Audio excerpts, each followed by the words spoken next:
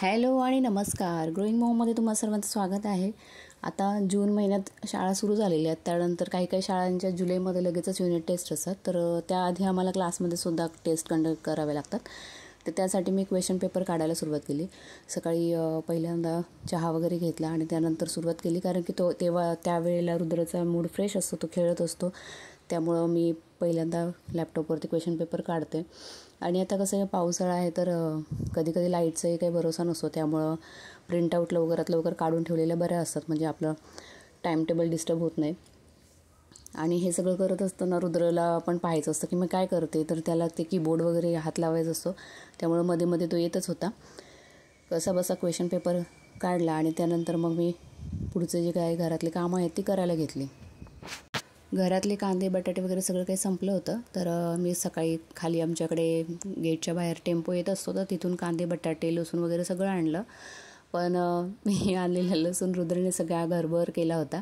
आणि त्यानंतर बटाटे वगैरे काढून कांदे बटाटे सेपरेट करून म्हटलं ते फ्रीजच्या खाली ड्रॉवर आहे त्याच्यामध्ये ठेवता येईल.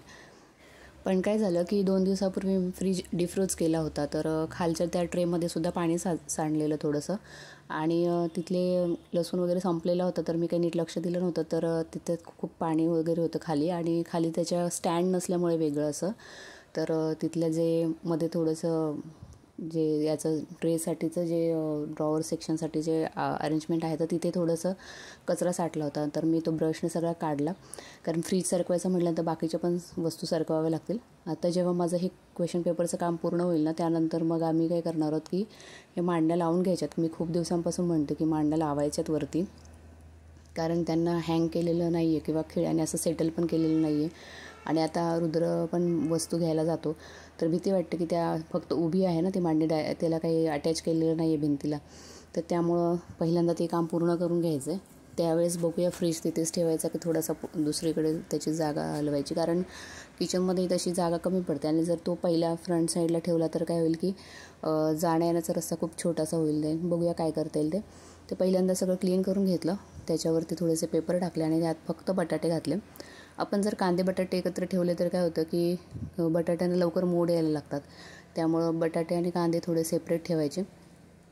आणि जो लसूण आणला होता तो त्यातला बऱ्यापैकी काही काही लसूण जो आहे तो मेलेला होता. त्यामुळं मग तो लसूण जो आहे तर तो त्यातले मी वेगळ्या काढून ठेवलेल्या, पण रुद्रने त्या सगळ्या मिक्स केल्या त्या लसूणच्या पूर्ण कांड्या.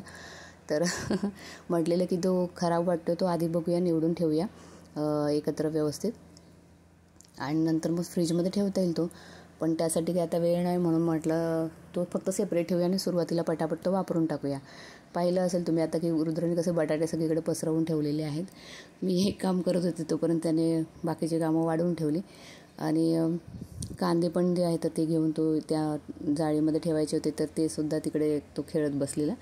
अशा वस्तू खेळायला लहान मुलांना फार आवडतं. आणि मला तरी असं वाटते की जेव्हा लहान मुलं घरात असतात ना, तुमची कामं जी आहेत ती कधीच संपू शकत नाहीत, कारण की तुम्ही एक काम पूर्ण करता तोपर्यंत त्यांनी नवीन काम वाढवलेलं असतं. तर तसंही रुद्र फारसा त्रास देत नाही, पण काय होतं की आता तो प्रत्येक गोष्टी एक्सप्लोअर करायला बघतो. वेगवेगळ्या गोष्टी हातात घेऊन बघणं, ही मला दे ते दे सगळं मागत राहतो. तर हे बटाटे वगैरे ठेवून दिले. त्यानंतर थोडंसं पाणी सांडलेलं होतं, म्हणून मग पहिल्यांदा सगळं पुसून कचरा जो आहे तो एक साईडला करून घेतला. कारण की आपण झाडू मारायचं म्हटलं तर ते केस, तुम्हाला माहिती आहे की केस भरपूर केस गळतात. तर केस चिकटलेली असतील ना तर ते झाडूने सुद्धा लवकर हे होत नाहीत. आणि म्हणून मग पहिल्यांदा कपड्याने करून घेतलं आणि मग पूर्ण घरभर झाडू मारून घेतला.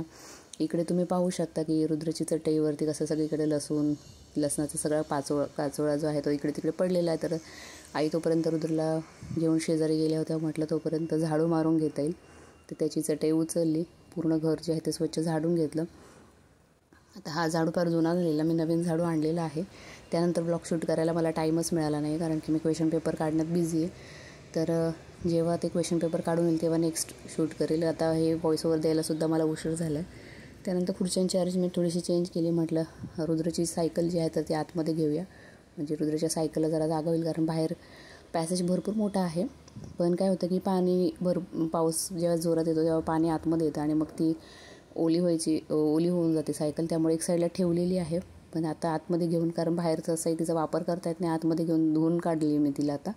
तर आतमध्ये रुद्रला हॉलमध्येच घरात फिरवता येईल यासाठी.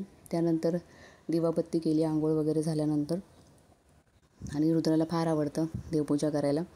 किचनमध्ये अजूनही भांडे वगैरे लावायचे बाकी आहेत. त्यानंतर स्वयंपाक करेल आणि त्यात पुन्हा त्याने ते सगळे जे मी आता क्लीन केलं होतं त्याने पुन्हा ते लसूण जो आहे तो सगळा पालथा केला, जो मी सेपरेट करून ठेवलेला.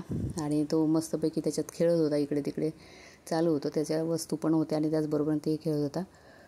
तर मी पाणी वगैरे बॉईल करायला ठेवलेलं. त्याचबरोबरीने खिचडी करून घेतली आणि एक साईडला भाजी टाकली आणि त्याचबरोबरीने कणिक मळून घेतलं.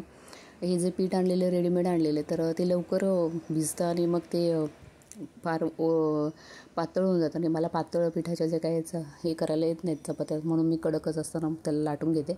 दुसऱ्या दिवशी एकादशी होती तर मी हे एकादशीच्या दिवशी काय बनवलं त्याचं शूट केलं.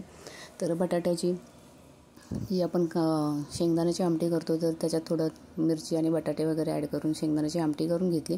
दुसऱ्या साईडला मी प्लेटमध्ये दिसत असेल तुम्हाला ताटामध्ये, त्यात मी साबुदाणा भाजून घेतला होता आणि त्यानंतर त्याला भाजून बारीक करून घेतला, थोडासा चाळून घेतला. तो व्यवस्थित बारीक होतो. त्यानंतर उकडलेले जे बटाटे आहेत तर ते मी मिक्स करणार आहे. ते बटाटे त्याच्यात मिक्स करून मिरची वाटून घेतलेली आहे. बटाटे फार गरम होते म्हणून मी स्मॅशरचा वापर करते. बटाटे तसे व्यवस्थित बॉईल झालेले आहेत पण उशीर झालेला आणि पटापट मला मिक्स करायचं होतं. आणि मिरची जी वाटून घेतलेली आहे ती त्यात टाकली आणि त्यात मीठ ॲड केलं. मी बाकीचं काही ॲड केलेलं नाही. काही जण उपवासाला सुद्धा जिरे किंवा कोथिंबीर वापरतात, तर आम्ही वापरत नाही. तर व्यवस्थित ह्याला अजिबात पाणी लागलं नाही. बटाटे जे आपण बॉईल करून घेतलेले होते ना त्याच्यातच ते मस्तपैकी मळून निघालं. आणि त्याला व्यवस्थित मळून घेतल्यानंतर 10 मिनटं त्याला रेस्ट करायला ठेवायचं. त्यानंतर मग जे साबुदाण्याचं आपण बारीक करून घेतलेलं त्याचाच पिठाचा वापर करून त्या लाटून घ्यायच्या. लाटताना थोड्याशा चिरल्यासारखं वाटत होतं, तरीसुद्धा मी थोडंसं त्याला कडांना दाबून वगैरे त्याचं मस्त करून घेतल्यानंतर तुपामध्ये त्याला भाजून घ्यायचं. तुपामध्ये भाजले तर ते खूप छान लागतात. आणि ॲक्च्युली असं झालं की हा डीमार्टचा जो साबुदाणा आणला आहे तो त्याला कितीही व्यवस्थित धुवून भिजवत घातलं तरी त्याची खिचडी फार चिकट होते. म्हणून म्हटलं की ती अशी वापरता येणार नाही. तसं पूर्ण असा चिखल झाल्यासारखा वाटतो त्याचा खिचडीचा. त्यामुळं मग मी ना अशा प्रकारे वापरून टाकायचा असा विचार करते. आता थोडीशीच राहिलेली आहे तर साबुदाणा, आणि आठवड्यातून 2 वेळा यांचा आणि आईंचा एकदा उपवास असतोच, तर ती लवकर फिनिशही होईल. तर ते मी बटाट्याचं जे पीठ आहे तर ते चांगल्यापैकी त्याला मळून घेतलं. त्यानंतर हात धुवून मी त्याला झाकून ठेवते आणि मग मी पुन्हा त्याला काय करणार आहे, त्याच्यात लाटायला घेणार आहे. तर एक करून मस्तपैकी लाटून घेतले आणि तुपामध्ये त्याला भाजलं. तर खूप छान टेस्ट येते त्याची. तुम्ही नक्की करून बघा. व्हिडिओ आवडला असल्यास नक्की लाईक, शेअर आणि सबस्क्राईब करा. Bye bye.